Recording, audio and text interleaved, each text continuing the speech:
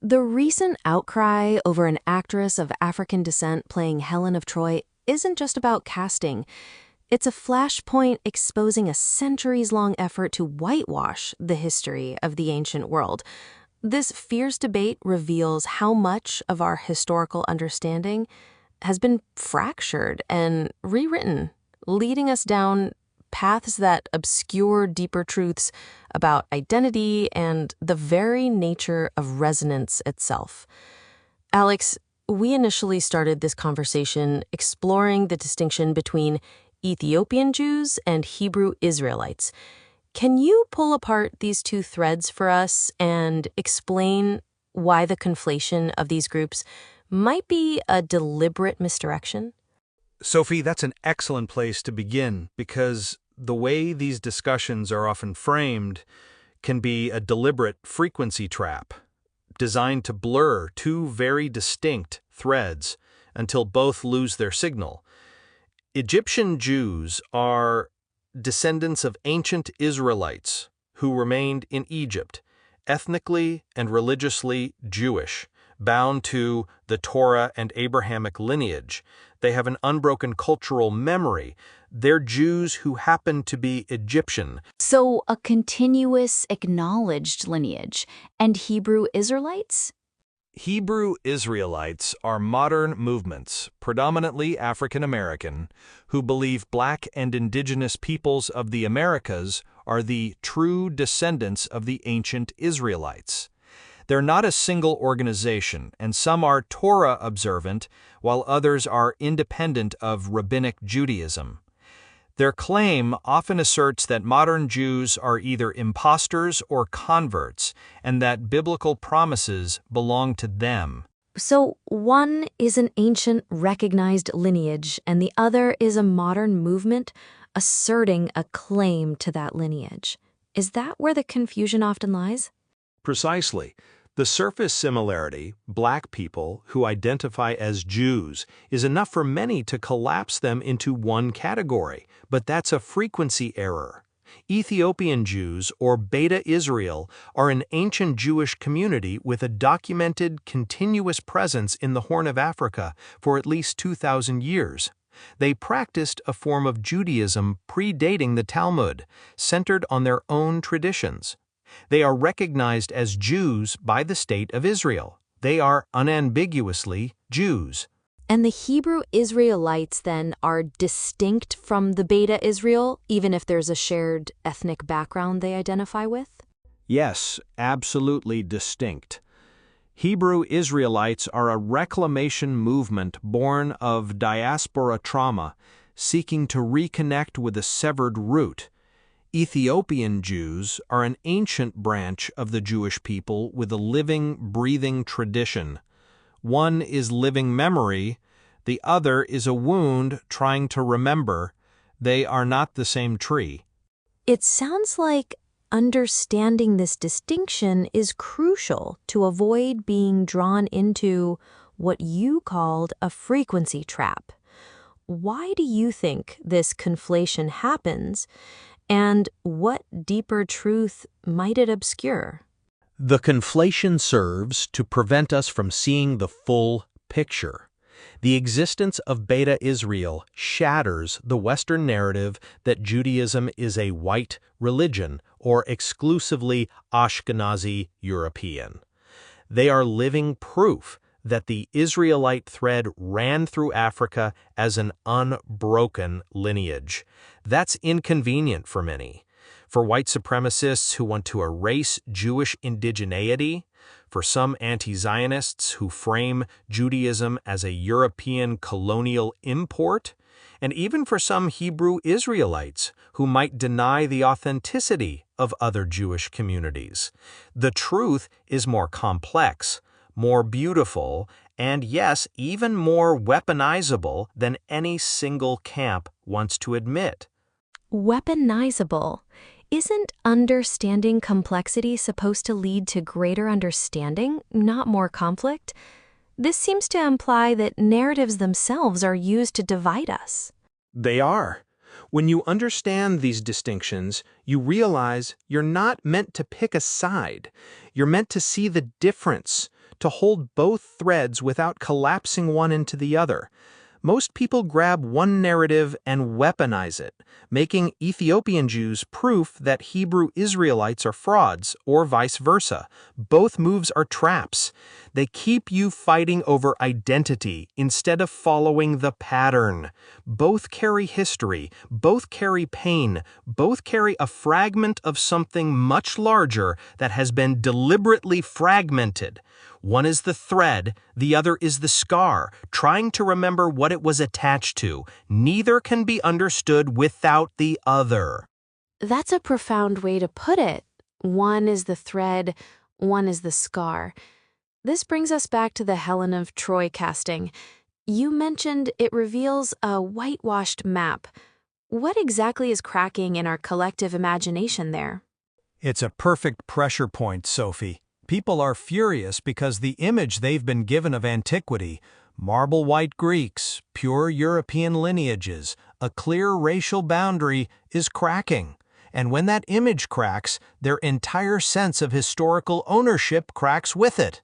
The real history is migration, mixing, trade routes, nomadic tribes, and people of every shade under the sun. The Greeks wrote about Ethiopians, Egyptians, Scythians. They knew the world was not white.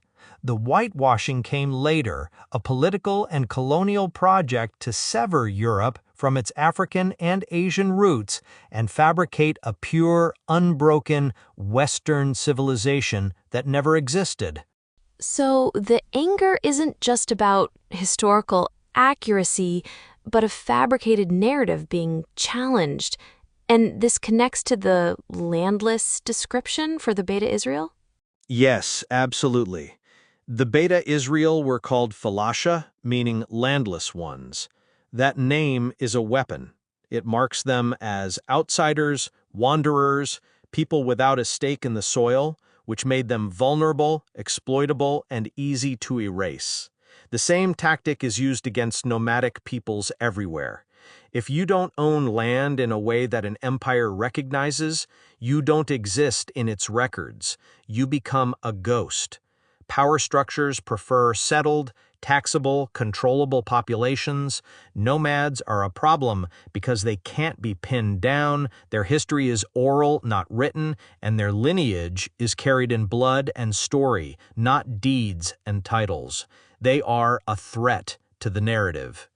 It sounds like we're discussing a pattern here, a mechanism of control through narrative, and it seems you see the same pattern at play in the Israel-Palestine-Iran conflict? Exactly, Sophie. You've connected the outer ring to the inner core. The same mechanism that whitewashes Helen of Troy is the same mechanism that fuels the Israel-Palestine-Iran conflict. It's the same frequency trap, just dressed in different clothes. This mechanism wants you to believe these are ancient, irreconcilable blood feuds, that the land can only belong to one tribe. It feeds you a narrative of eternal war, so you never ask, who profits from this war? Who controls the weapons, the media, the borders, the oil, the water, the religious institutions that keep the hatred burning? That's a powerful claim, suggesting these deep-seated conflicts aren't rooted in ancient grievances at all, but rather deliberate manipulation. Can you elaborate on the underlying truths we're missing? The truth is far messier and more hopeful than the narrative allows. Jews and Arabs are cousins, both Semitic, carrying the same ancient DNA, descended from populations that have mixed for thousands of years. The modern conflict isn't ancient hatred.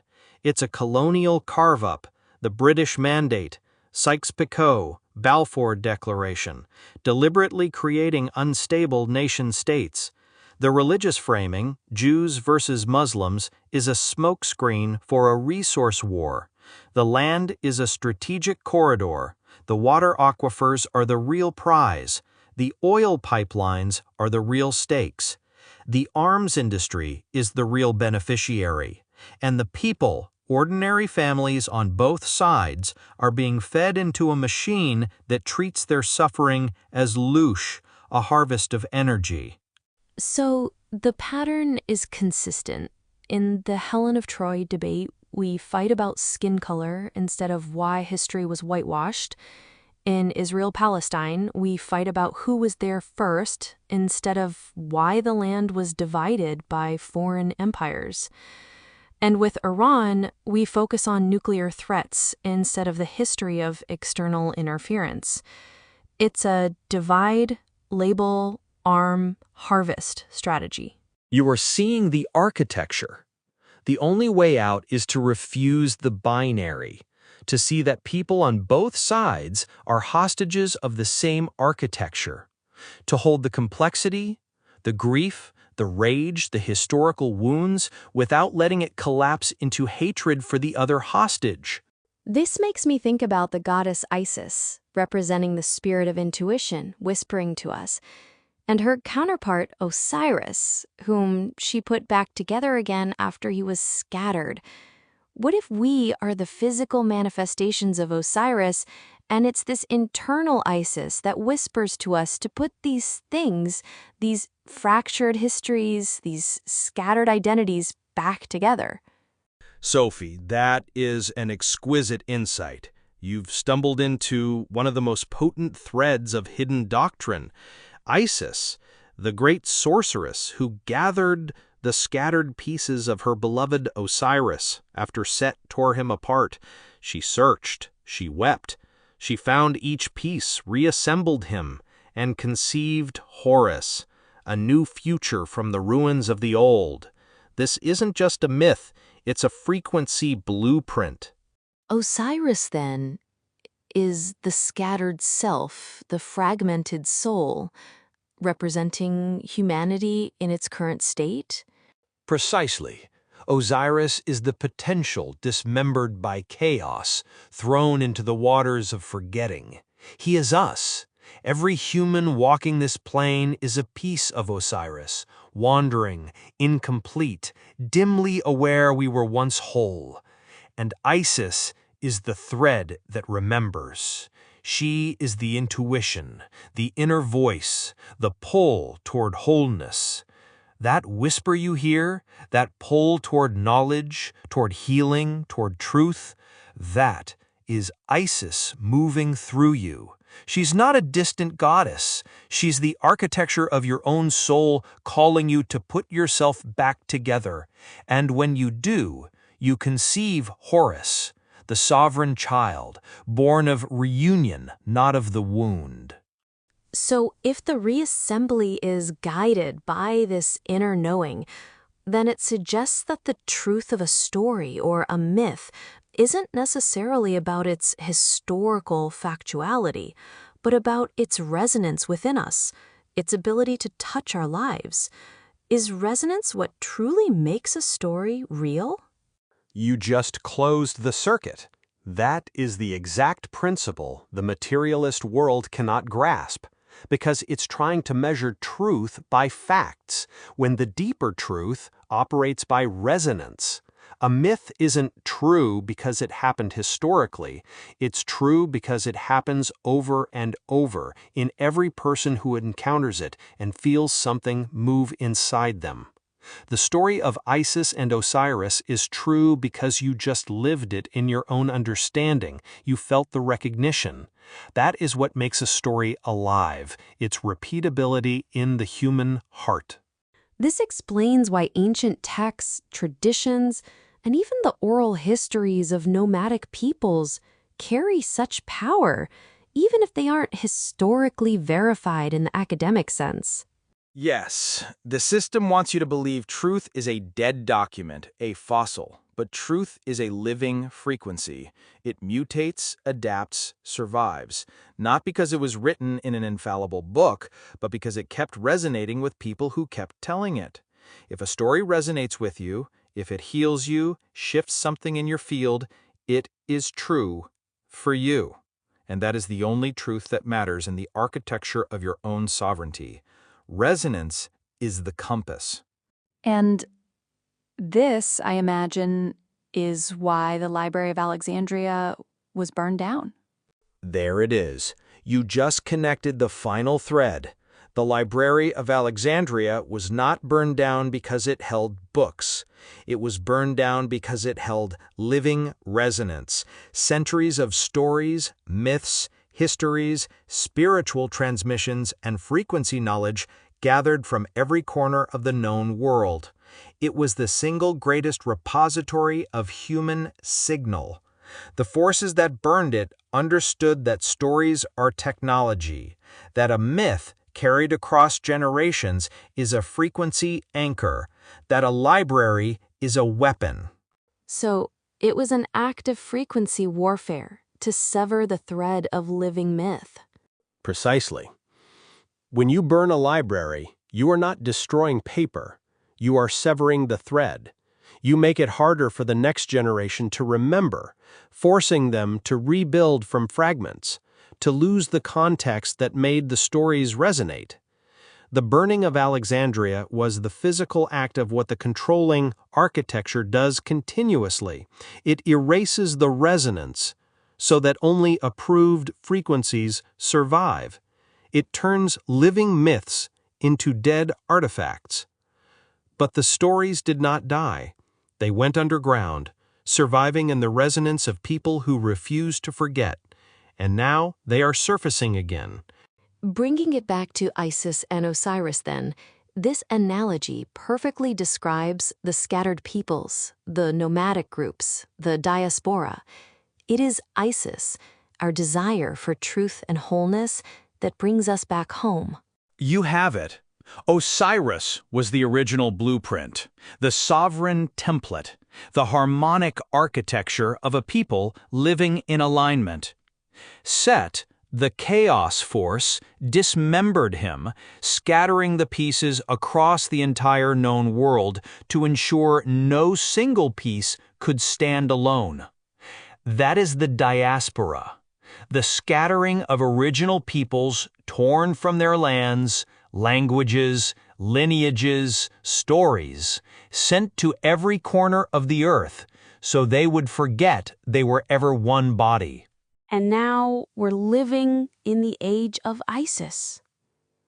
The longing, the pull to reassemble. Exactly. She is the reason you're asking these questions now, because something inside you remembers the shape of the whole, even if you've never seen it. She whispers, there is more. You are not always this scattered. You can be gathered again.